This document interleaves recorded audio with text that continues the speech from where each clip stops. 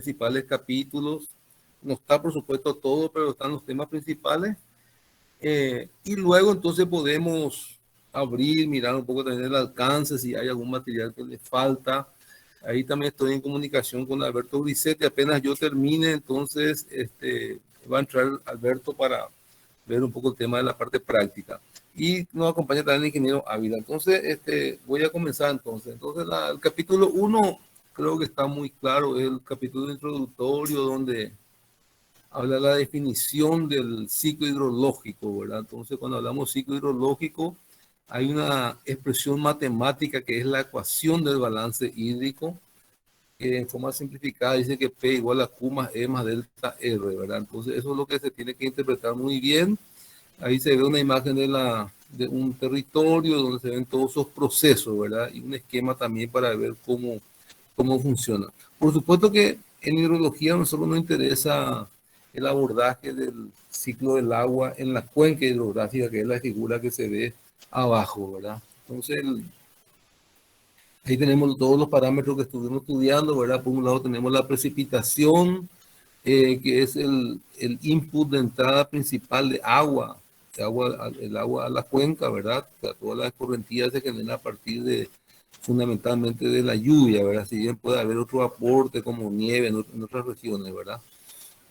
Y por supuesto la precipitación tiene diferentes connotaciones, como la lluvia de granizo, pero nosotros nos concentramos entonces con la lluvia que se mide en milímetros, ¿verdad? Entonces, y la intensidad de precipitación es lo que nos interesa en la hidrología, ¿verdad? Una ahí muestra también la filtración, la correntía superficial, tenemos también la evapotranspiración, del cual necesitamos entonces conocer cómo se mide y cómo se estima, ¿verdad? Entonces, esta es una imagen general. Aquí tenemos también esa ecuación del balance hídrico que es fundamental entender. Ya habíamos visto también el porcentaje de agua dulce que circula por todos los ríos y arroyos del planeta es extremadamente pequeño, ¿verdad? Entonces, en términos de porcentaje es 6 por 1000%, ¿verdad? O sea, ni siquiera llega a 1% el agua que circula por todos los ríos, ¿verdad? Y como ven, tenemos tormenta como la de hoy que cayó, donde muy rápidamente esas intensidades muy severas se transforman en caudales correntías, pero rápidamente se pierde, ¿verdad? Entonces tenemos la ecuación de balance hídrico que habla de la entrada menos salida es igual al cambio en almacenamiento, que es delta R, ¿verdad? Que es lo que nosotros, digamos, usamos el concepto de sistema, ¿verdad? Entonces, pero la ecuación fundamental dice, simplificada, dice que P igual a Q más E más delta R. Evidentemente podemos agregar tanto como se ve ahí y podemos tener todos los diferentes parámetros, ¿verdad? Para poder entonces evaluar el balance hídrico. Si hablamos entonces de la cuenca hidrográfica, la precipitación es una entrada directa, pero todo lo otro es, por ejemplo, el R1 menos R2 es si entra agua al sistema y sale también. Entonces la diferencia es lo que nos interesa. Y así todos los otros parámetros como se ve bien ahí en la expresión matemática. Entonces el capítulo 1 fundamentalmente es entender cómo funciona el balance hídrico, ¿verdad? Y la expresión matemática del ciclo hidrológico, ¿verdad? Que es el balance hídrico. En el capítulo 2 hablamos de la cuenca hidrográfica, ¿verdad? Ahí tenemos todo el alcance que ustedes tienen que ver, la definición, parte, características fisiográficas que afectan la respuesta de la cuenca a un régimen hidrológico. Y de esos parámetros, entonces, el área, tipo de uso de suelo, la posición de orientación, la forma pendiente, elevación y la red de drenaje. Estos son los parámetros fundamentales entonces que tenemos que caracterizar si queremos conocer el comportamiento del lago en una cuenca, ¿verdad? También ahí se ve la figura que la cuenca normalmente es la cuenca exorreica, es decir, una cuenca que, digamos, el agua sale de esa cuenca y entra a otro cauce o al mar, ¿verdad? Pero también tenemos las cuencas endorreicas donde todo el agua va hacia un lago, ¿verdad? Que no es el caso del lago Pacaraí, que sí tiene una salida en el salado, ¿verdad? Esta es la definición de cuenca, ¿verdad? Y la definición de cuenca hidrográfica, donde en la figura de abajo se ve entonces la divisoria de aguas. Ustedes ya trabajaron en la parte práctica en delimitar una cuenca, que es lo primero que se tiene que hacer cuando se va a trabajar en un estudio hidrológico. También ahí podemos ver... ahí ya podemos ver esta figura, entonces, el concepto de cuenca, que es un concepto, hey, es un concepto relativo al punto que queremos estudiar. Nosotros podemos hablar de microcuenca, podemos hablar de subcuenca, en otra zona, como la zona andina, habla mucho de quebradas, ¿verdad? Pero fundamentalmente una microcuenca es toda un área en la que su drenaje va a dar al cauce principal de una subcuenca. Es decir, que una subcuenca está dividida en varias microcuencas, ¿verdad? Por ejemplo, en muchas tesis de grado que estamos ahora desarrollando en la facultad, los alumnos toman, por ejemplo, un punto crítico de la ciudad y estudian entonces la microcuenca que llega a ese punto. Evidentemente, eso después se suma con otras microcuencas y va finalmente llega a un cauce, ¿verdad? Entonces, bueno, en la figura de arriba se ve la precipitación que cae, digamos, sobre una sección de una cuenca. Ahí abajo se ve el cauce con un régimen de correntía estable. ¿Qué significa eso? Que lo que se ve ahí en azul es el flujo base. Ese flujo base es independiente de la lluvia. Es decir, sin lluvia, entonces tenemos un caudal base y cuando tenemos una precipitación, esto aumenta y crece el caudal, ¿verdad? En la figura 2/4 se ve el concepto de divisoria topográfica y geológica, ¿verdad? Entonces es muy importante. Una pregunta, por ejemplo, puede ser, indique la diferencia entre una cuenca topográfica y o cuál configuración se usan para los estudios hidrológicos. Nosotros en la hidrología de superficie usamos exclusivamente la cuenca topográfica, ¿verdad? Pero la cuenca geológica puede ser diferente, el divisor de agua puede ser, digamos, diferente, entonces podemos tener agua que supuestamente va a una cuenca que va a la otra cuenca. Eso está muy bien explicado en los materiales que vimos, ¿verdad? Bueno, la delimitación de la cuenca ya estuvieron trabajando en la parte práctica. Evidentemente ahí lo que vuelvo a insistir a los estudiantes es que se animen a entrar en la era del geoprocesamiento. O sea, hoy digamos que con el geoprocesamiento hay una ingeniería antes y después, ¿verdad? Hoy día con el uso de las herramientas de geoprocesamiento que están disponibles en forma gratuita, el uso de los sistemas de información geográfica, yo diría que es prácticamente una necesidad imperiosa para manejar, y en hidrología se usa totalmente, ¿verdad?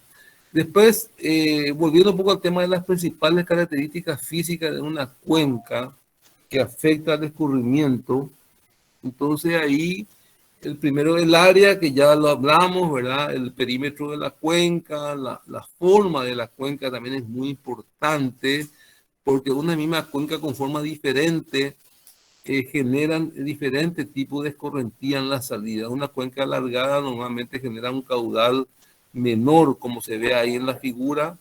Sin embargo, una cuenca redondeada entonces tiende a concentrar más los caudales porque las gotas, todas las gotas llegan más rápido al punto de salida. Entonces, ese es otro aspecto importante de diferenciar, digamos, de qué manera afecta a los caudales pico en la forma de la cuenca. Y para eso habíamos visto, creo que dos parámetros, ¿verdad? El factor de forma y el índice de compacidad.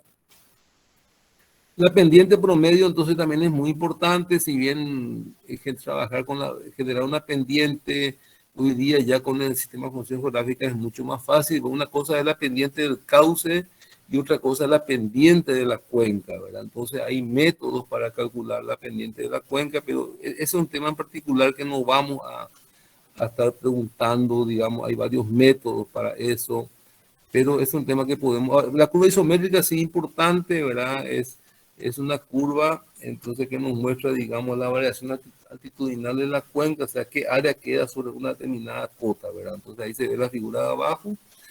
Y después tenemos otros parámetros como relación de información de canales. Ese no es tan importante. La densidad de drenaje sí, ¿verdad? Porque, digamos, si sumamos todas las longitudes de cauces que hay dividido la de la cuenca, nos da, digamos, un coeficiente que nos permite conocer qué tan densa es qué tan densificada está la red para generar mayores caudales, ¿verdad? Tenemos la altura de elevación promedio, el perfil del cauce principal y la pendiente promedio del cauce principal, que básicamente lo usamos con el tiempo de concentración por la fórmula de Kirchhoff, digamos, teniendo básicamente delta H sobre L, ¿verdad? El punto más alejado, menos la diferencia de cota entre el punto más alejado del punto de salida y la longitud. Pero rigurosamente hay técnicas de geoprocesamiento que seguramente le habrá comentado Alberto, que no siempre, digamos, esa pendiente es la pendiente real del cauce, ¿verdad? Hay técnica para ir sacando por su sector y sacar una pendiente promedio real.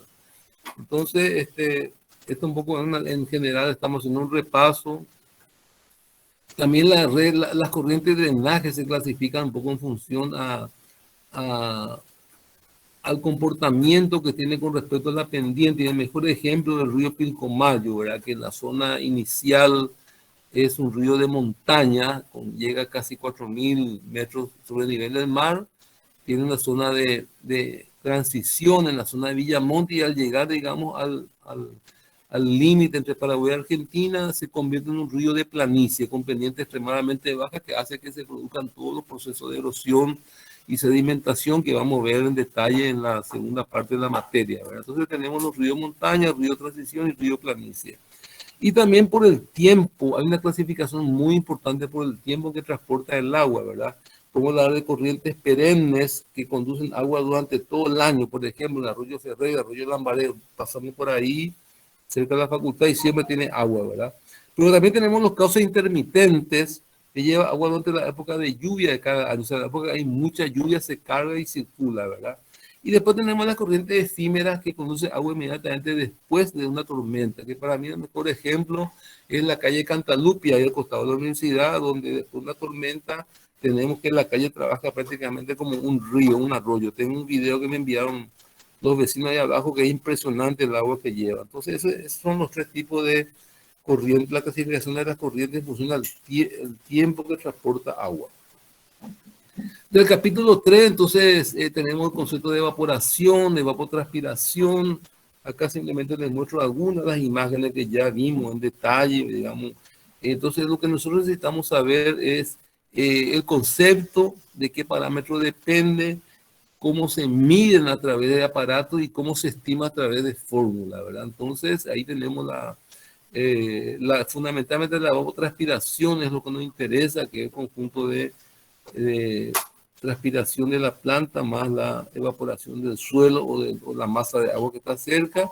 Y ahí tenemos un tanque evaporímetro que ya vimos en detalle en clase, ¿verdad? Cómo funciona y que se usa exclusivamente en proyectos de cuencas experimentales. Hoy día, por los sensores que hay en la estación automática meteorológica, tenemos prácticamente a través de sensores podemos estimar muy bien la evapotranspiración o la evaporación. Antes que me olvide, Matías Delegado, si está ahí, quiero que anote un poco. Tenemos pendiente, tenemos que hacer una visita a la estación automática que tiene la facultad ahí de hidráulica. Eso podemos organizarlo dentro de la segunda parte de la materia para conocer un poco qué datos está produciendo. Ahí tenemos datos de la precipitación, muy importante para poder actualizar la curva IDF. Al la definición de evaporación potencial y real es muy importante. Yo le voy a compartir al terminar esta presentación, al terminar esta clase, las presentaciones, ¿verdad? Pero fundamentalmente lo que queremos que usted entienda bien es cuál es la diferencia entre la evapotranspiración real y la potencial. La potencial es la que se calcula, digamos, por la fórmula de Thornway y Blaney-Trivet, pero es considerando el suelo saturado, o sea, que no le falta agua al suelo. Y la real es la que realmente ocurre, ¿verdad? O sea, la real siempre va a ser menor, a lo sumo va a ser igual a la potencial. Por ejemplo, en el Chaco, cuando no llueve, prácticamente llega a cero, entonces la potencial es muy alta, pero la real nos muestra que hay un déficit muy grande de agua, ¿verdad? Entonces es importante esa diferencia entre la real y la potencial. Y aquí está, digamos, el aparato que habíamos visto ya para medir la evapotranspiración y aplicamos siempre la fórmula de balance hídrico, la ecuación de balance hídrico, adaptamos para poder obtener entonces la evapotranspiración. Ahí tenemos entonces unas figuras que ya habíamos visto. Y después tenemos los métodos, ¿verdad? El método Thornway y Blaney-Trivet, que son los únicos dos métodos que vemos en clase, de los cuales entonces hay algunos ejercicios de aplicación que tenemos en el folleto de hidrología, problemario de hidrología CO Colombia. Entonces ahí hay 2-3 ejercicios que voy a tomar un poco nota y en todo caso les paso 2 ejemplos resueltos para que vean un poco esta aplicación. prácticamente más práctico usar el Thornway a nivel académico, porque el dual screen necesitamos un coeficiente de cultivo. Llegamos entonces al capítulo 4, donde tenemos la precipitación, donde tenemos que ver, digamos, las generalidades, los tipos de precipitación que hay, la altura de lluvia, que es H, que es lo que miden los meteorólogos, y la intensidad I, que es H sobre T, que es lo que a nosotros en hidrología nos interesa, que es la intensidad, duración de la tormenta, que es la que genera las escorrentías importantes. Y tenemos también el concepto de periodo de retorno y la precipitación, ¿verdad? Entonces, bueno, también está todo lo que es la medición de la precipitación con los pluviómetros y los pluviógrafos, ¿verdad? Entonces, el pluviógrafo sería es un papel que se le agrega con un mecanismo de relojería que va registrando automáticamente la variación con la precipitación. Y el pluviómetro, digamos, en sí es un aparato como se ve aquí, que uno puede tener en cualquier lado y que manualmente puedo tener, digamos, yo hoy, por ejemplo, vi en una cadera caracol que tengo en el patio, tengo unos reservorios de comida y agua de los gatos y vi que se llenó y ya tengo de idea ahí de cuánta, que llovió bastante, ¿verdad? Y aquí tenemos una faja poliográfica donde podemos entonces nosotros interpretar, acá lo que yo les dejo como tarea y que entiendo que vieron muy bien con el ingeniero Ávila es cómo se interpreta una faja poliográfica. O sea, ellos les podemos poner en el examen una faja y queremos que nos digan cuál es la intensidad en un determinado tiempo, en 10 minutos, 20, etcétera, ¿verdad? Entonces hay que interpretar, saber cómo se lee la faja fluviográfica. Cualquier duda que tengan, entonces estamos siempre disponibles para aclarar dudas. Vamos al capítulo 5 ahora, con la sistematización de la precipitación. Ahí tenemos que ver básicamente cómo se analiza y procesa los datos cuando tenemos muchos datos de precipitación, cómo podemos hacer la estimación de datos faltantes, la determinación de errores groseros y corrección. Básicamente tenemos dos tipos de errores, ¿verdad? Error sistemático y accidental. Y bueno, y hay técnicas para corregir eso, ¿verdad? También el concepto de precipitación media de una cuenca a partir de tener datos de varias estaciones, ¿verdad? Ahí tenemos entonces los métodos de la medida aritmética, ISER y el método de las isoyetas, ¿verdad? Hay unos ejercicios resueltos ahí que le sugería al ingeniero Ulisetti que les muestre, ¿verdad? Pero también les puedo pasar donde están resueltos ejercicios mostrando esto. Entonces, si Matías me hace una ayuda a memoria, un recordatorio, si por ahí nos vieron con Alberto, hoy con Alberto les puedo pasar unos ejemplos resueltos. Son muy relativamente sencillo, ¿verdad? Ahí tenemos una figura, entonces, con el promedio aritmético es matemáticamente simplemente el promedio aritmético. Isoyeta, entonces tenemos que trazar las líneas y las isoyetas, que son entonces como curva de nivel, pero asociadas a las precipitaciones, y definir entonces las áreas que afectan a cada estación. Y el tema de los polígonos de Thyssen, entonces se trazan mediatrices, une, digamos, las estaciones mediante una triangulación. Luego se trazan las mediatrices que son perpendiculares y ahí se generan unos polígonos y se asocia entonces cada estación a ese polígono y se procede igual que un promedio aritmético. Vamos ahora al capítulo 7, capítulo 5, capítulo 7. Escorrentía, que yo creo que es el capítulo central de la hidrología. Tenemos que entender cómo funciona el escurrimiento superficial y subterráneo, escurrimiento directo, escurrimiento base, las relaciones que hay entre la precipitación y el escurrimiento, ¿verdad?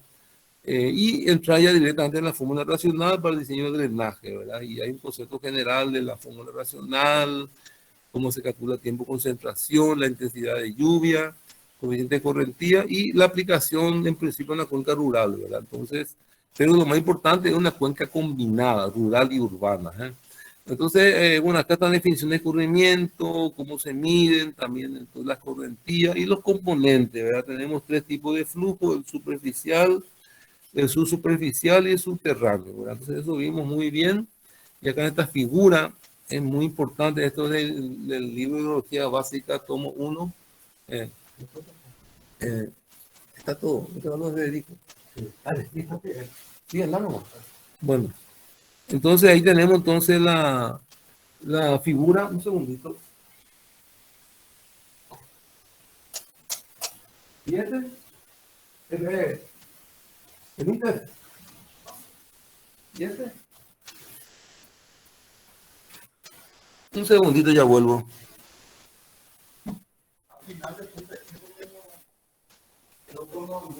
¿Dónde se acá se puede ir. Ah, ya, ya. Bueno, pasame entonces.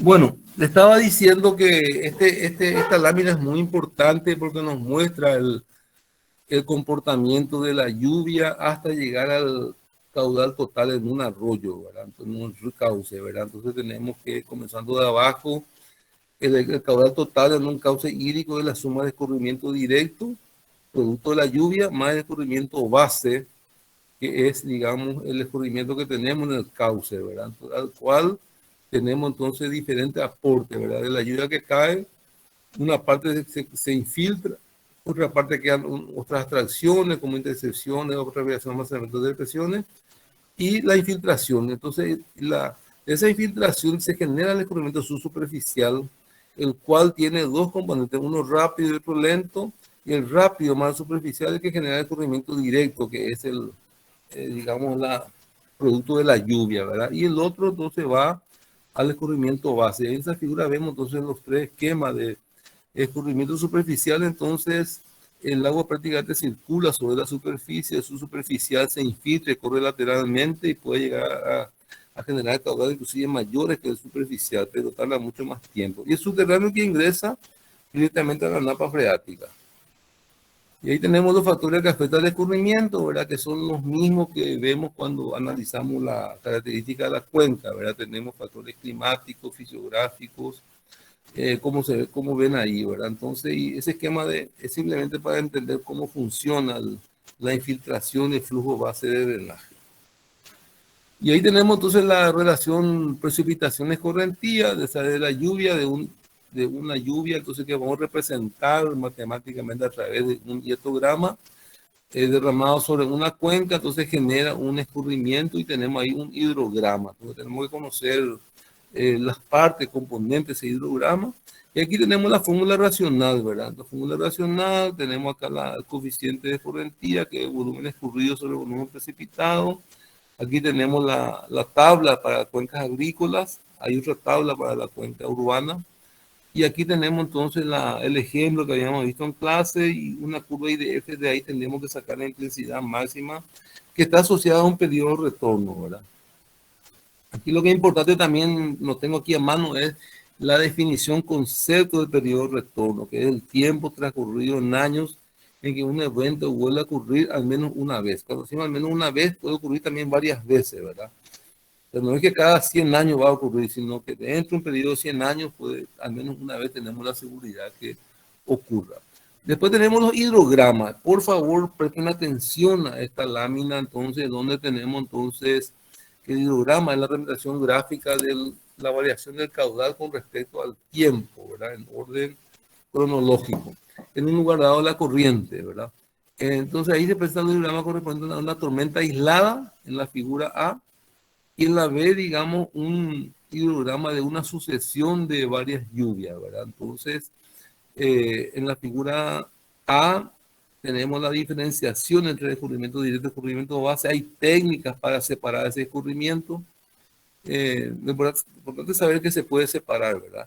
Y en la figura de la derecha, donde tenemos ya en un cauce, en la época de estiaje tenemos pocos caudales cuando hay sequía, y en la época de lluvia aumenta todo, aumenta el caudal base y también los picos. Y en la figura 7-8 abajo vemos entonces los componentes del hidrograma a partir de los datos de la cuenca, ¿verdad? Ahí tenemos entonces que tenemos que obtener un tiempo de concentración, que es el tiempo que tarda una gota de lluvia en viajar del punto más alejado al punto de salida. Pero hay diferentes interpretaciones, ¿verdad? Algunos dicen que está del el centro de gravedad del hidrograma al pico del hidrograma, otros dicen que es al final de la lluvia, al final de la lluvia hasta el final de la escorrentía directa. Lo importante es que hay fórmulas para calcular eso. Aquí se ve mejor un poco la figura, ¿verdad? Donde tenemos ahí ya entra el concepto de precipitación efectiva. Recuerdan que vimos en la última clase el método SSS y cómo separar la precipitación bruta de la efectiva en función de la infiltración, ¿verdad? Entonces, el número de curvas. Es un tema muy importante porque lo que está, digamos, ahí en lo que nos ve azul, lo que está abajo, no produce escorrentía, ¿eh? Y entonces esa escorrentía, entonces tenemos un punto de subida, tenemos un pico, que es lo que caudal que nos interesa, los efectos de diseño de una alcantarilla, por ejemplo, y luego tenemos, digamos, la rama de recesión hasta la curva de agotamiento, ¿verdad? Y entonces esos puntos A y D, hay técnicas, entonces, como les digo, para calcular, pero no hace falta que conozcan mucho en detalle eso, ¿verdad? Bueno, entonces ahí terminé esta primera presentación y rápidamente voy a complementar con otra que tengo acá ya abierta, que es un poco el tema de la fórmula racional. Entonces, esto ya vimos, ¿verdad? Esto está... Sí. No te olvides las mediciones de caudales. Lo que pasa es que eso no tengo en esta presentación, ¿verdad? Pero podés por tomar nota y comentar un poco, eso se dio bien en detalle, ¿verdad? Yo estoy haciendo simplemente un repaso general sobre los principales temas, pero no quiere decir que eso no entra, tampoco quiere decir que lo que estoy mostrando es solamente lo que hay que estudiar, ¿verdad? Estoy simplemente haciendo un repaso general sobre los aspectos más importantes. Evidentemente, lo que dice el ingeniero Ávila, la medición de caudales, otro tema extremadamente importante, así como la interpretación de la curva IDF. Entonces, te doy la palabra enseguida, José Luis, yo en 5 minutos más termino, ¿eh? Bueno, dale. Entonces aquí tenemos este libro de Ideología Básica, tomo 2, tiene un capítulo que yo le compartí ya, donde está en detalle, digamos, toda la aplicación de la fórmula racional. Entonces, y en las cuencas urbanas, entonces ahí tenemos, digamos, digamos, son los coeficientes que se utiliza, hablamos ya de un coeficiente de impermeabilidad realmente, y tenemos diversos parámetros, por ejemplo, una cubierta de tesca metálica, una azotea de concreto llega a 0,90, un patio de piso de ladrillo en estado 0,80, parque, jardines y prados 0,20, terrenos llanos completamente medio, prado boscoso 0,10 y pradera completamente llana 0,05. Entonces, como ven, entonces son tablas combinadas, podemos con un ejercicio de fórmula racional combinada, entonces nosotros le vamos a dar la tabla de dónde obtener los coeficientes de escorrentía, ¿verdad? Acá justamente está en el libro de Bentechow, está una tabla muy interesante donde nos muestra el coeficiente de escorrentía para ser usado en el método racional por la recomendación del libro de Bentechow, que es el libro más importante a nivel universal de hidrología. Y nos muestra entonces asociado ya a diferentes periodos de retorno, ¿verdad? Entonces tenemos las áreas, por ejemplo, un pavimento asfáltico prácticamente, si vamos a un sub R de 25 y es 0,86 y a medida que sube llega a 1, ¿verdad? Entonces, y después tenemos las zonas verdes en función de la condición del terreno, también tenemos áreas no desarrolladas, pastizales y bosque, ¿verdad? Entonces, como le digo, hay muchísimas tablas y la idea es saber utilizarla, ¿verdad? Es imposible que ustedes memoricen esto. Nosotros la idea de hidrología no es memorizar nada, salvo 2 o 3 fórmulas, ¿verdad? Y que todo lo demás tener a mano. También quiero que atiendan bien, por favor, esta tabla, este gráfico que está en el Hidrología Básica, tomo 2, el capítulo 6 que ya les compartí, donde nos muestra cómo se calcula el tiempo de concentración en la cuenca urbana. En la cuenca urbana o combinada tenemos, es igual a T sub CS más T sub B, donde T sub CS es el flujo, tiempo de concentración de flujo superficial sobre la superficie del suelo, que puede tener bosque, puede tener pasto, pastura, etcétera, digamos, pero digamos, el agua corre sobre la superficie del terreno y para eso entonces nosotros podemos usar esta tabla, este gráfico que se ve aquí, donde tenemos la velocidad, esto está en pie por segundo, ¿verdad? Hay que pasar a metro, en función de la pendiente y del tipo de cobertura que se tiene. Si en un bosque usamos la primera tabla que dice bosque con gruesa capa de material vegetal, y si es un terreno totalmente plano o, por ejemplo, una cuneta con patada de tierra, podemos usar la última, ¿verdad? Entonces ahí tenemos, a medida que aumenta, por supuesto, aumenta la velocidad. Entonces, y el tiempo de concentración es igual a ese TSUCS más un tiempo TSV, que es un tiempo de recorrido viaje a través de colectores hasta el sitio deseado, ¿verdad? Y si hay varios tramos hay que tomar, hay que elegir, digamos, el que da mayor tiempo, ¿verdad? Entonces, bueno, ahí también hay una tabla que estamos usando actualmente para canales revestidos y no revestidos, eh, en función un poco a la declividad del fluido, ¿verdad? Entonces, aquí ya, ¿verdad? Como ven, en la hidrología se usa mucho datos experimentales de tabla. Y este es un ejemplo que vimos en clase donde muestra cómo calcular ese tiempo de concentración total, una cuenca combinada, ¿verdad? Donde el tramo CD habíamos visto que es una zona urbanizada, donde tenemos una cañería a presión con registro de inspección, etcétera, y luego ya tenemos un emisario. Ahí comenzamos con una cuneta, después con un flujo superficial, después pasamos a un flujo en cunetas, después digamos la zona de desagüe pluvial urbano y por último un colector. Y bueno, ahí está el cálculo y esto vimos bien en clase y nos permite ver cómo calcular.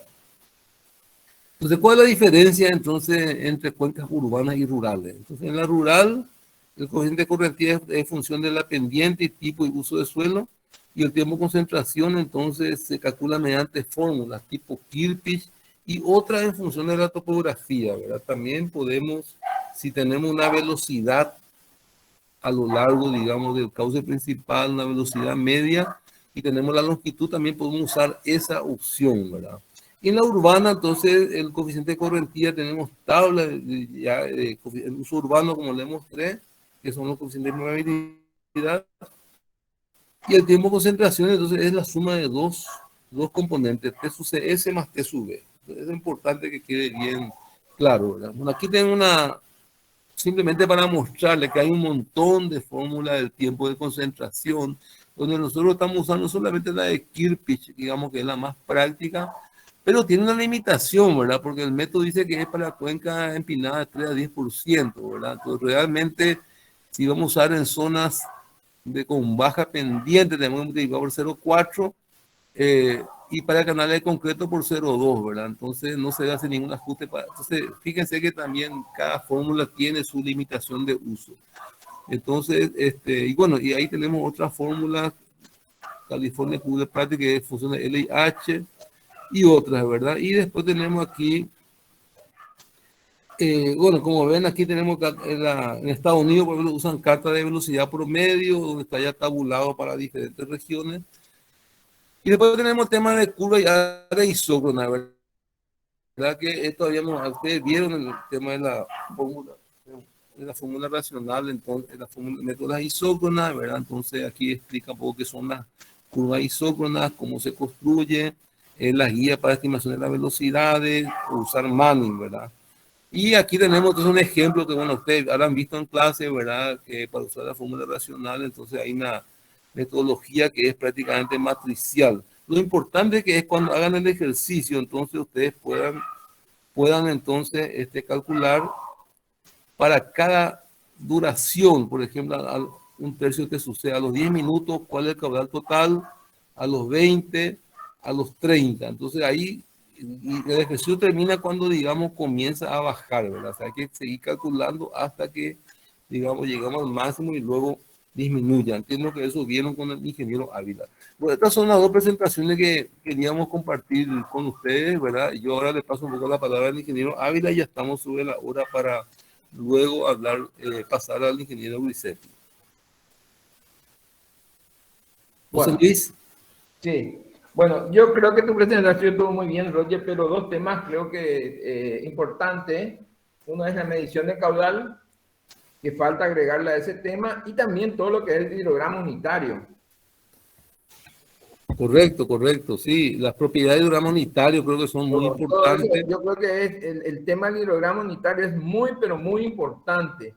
Ellos tienen ya los materiales que nosotros les pasamos, creo que en base a eso pueden estudiar, ya que el tiempo es muy corto. Yo solamente quiero decirle, está en las presentaciones de cálculo de caudales cómo se mide toda la parte de hidrometría, con los hidrómetros, con los... y bueno, los hidrómetros que miden los niveles, tenemos también los caudales, los diferentes métodos de caudales que se tienen, los métodos directos, los métodos indirectos, los métodos que se tienen también como el tema de con los correctómetros, cómo se mide, eso vimos bien en clase, así que podemos, ejercicios sobre eso es muy importante, y también, insisto, que todo lo que es hidrograma unitario es muy, pero muy importante, ¿eh? Muy importante, está todo hecho, está la presentación completa del hidrograma unitario que tendrían que estudiar muy bien. Así que eso es como dijo el ingeniero Monteomec, esto que él presentó no es lo que tienen que estudiar, para eso está el alcance. Solamente que en este faltó agregarle dos temas, el método de hidrograma unitario, que es el método, y los mediciones de caudales, y no sé, y máxima expresiva también, Roger, falta. Y estadística, no, por supuesto que este era unos materiales que yo tenía en mano en el año 2020, que fue el año que hicimos todo virtual, ¿verdad? Entonces, tenía a mano, pero como yo creo que ahí, si quieren tomar nota, entonces, la fórmula racional tiene que ver sus limitaciones y propiedades, o sea, digamos, cuáles son los axiomas de la fórmula racional, ¿verdad? Que son 4 el hidrograma unitario también. Claro, entonces, por un lado, fórmula racional, ¿verdad? Tenemos el alcance, las limitaciones, digamos, y las propiedades de la fórmula racional. Uno. Segundo, hidrograma unitario, tenemos la teoría de hidrograma unitario, tenemos también los principios de hidrograma unitario, de los cuales 2 son los más importantes, pero son creo que 4 o 5 en total, ¿verdad? Sí. Después tenemos también cómo obtener un hidrograma unitario a partir de un hidrograma real, ¿verdad? Entonces, porque el hidrograma unitario, para obtenerlo, hay que hacer una cuenca experimental y hay que hacer muchos estudios. Como eso no es posible, entonces ahí pasamos a los hidrogramas sintéticos. Entonces, el hidrograma triangular. ¿Cómo tener un hidrograma unitario a partir de uno real? Es todavía el marco, digamos, la teoría del hidrograma unitario. Luego, pasamos a los hidrogramas sintéticos donde hay 4 o 5 métodos. Nosotros solamente estamos viendo uno de ellos, el hidrograma unitario triangular, ¿verdad? Claro. Otro, pero de ese tenemos que conocer también bien cómo se aplica, cómo trabajar con la precipitación efectiva en función, digamos, del número de curvas. Hay que conocer bien cómo tener, digamos, la presión efectiva a partir de la presión bruta. Eso vimos bien en detalle, están todos los materiales. Y también... ¿Se dio en clase también eso? ¿Cómo? Se dio en clase, muy bien. Creo claro. Y después tenemos el tema de infiltración, donde, digamos, hay un concepto, así como evaporación, transpiración, el concepto de infiltración, cómo se mide, cómo se estima, pero fundamentalmente cómo obtener la presión efectiva, ¿verdad? Y otro tema que no hay que olvidar es los métodos estadísticos de hidrología, ¿verdad? Donde vamos a trabajar, vamos a ser prácticos, ¿verdad? Ahí son muchos los métodos, pero creo que en clase vimos solamente 2, ¿verdad? La distribución normal y el método de Gumbel. Entonces ahí justamente creo que fue Amira Ayala la que preguntó. Vamos a compartir entonces unos ejercicios resueltos de la parte de hidrología estadística, ¿verdad? Algunos trabajos prácticos que se hicieron en años anteriores. Pero eso yo ya le pasé, voy a dejar un poco en manos del ingeniero Grisetti. En todo caso, si después falta algo, no duden en consultar. Nosotros queremos fundamentalmente que aprendan. Entendemos que es una exigencia el tema del examen parcial, ¿verdad? Pero tenemos que, nosotros lo fundamental es que aprendan la hidrología porque tiene muchas aplicaciones en las obras hidráulicas. Yo me quedaría por acá entonces, José Luis, y no sé si Alberto ya está presente. Alberto.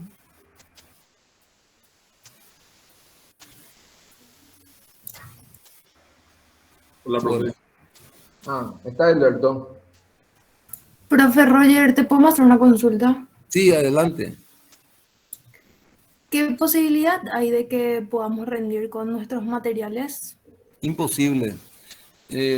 No nos permite la dirección académica y aparte que todo lo que es fórmula, tabla, todo lo que necesiten usar, nosotros todo le vamos a dar, ¿verdad? El examen es conceptual y vamos a hacer preguntas, consultas conceptuales sobre los temas desarrollados, ¿verdad? No vamos a exigir tampoco que de memoria aprendan las fórmulas. A ver, si hay una fórmula que hay que poner, pueden poner, bueno, es función de tal cosa, ¿verdad? No pretendemos que ustedes memoricen todo, ¿verdad? Profe, Sí, los conceptos Profe, fundamentales. nada más te pregunta la compañera, ya que nos tomó de sorpresa todos los temas que pusieron para el parcial, y es por eso que... Pero es lo que se dio en clase, Miguel, no hay ningún tema nuevo. es muy extenso, profe. No, Eso eso entiendo.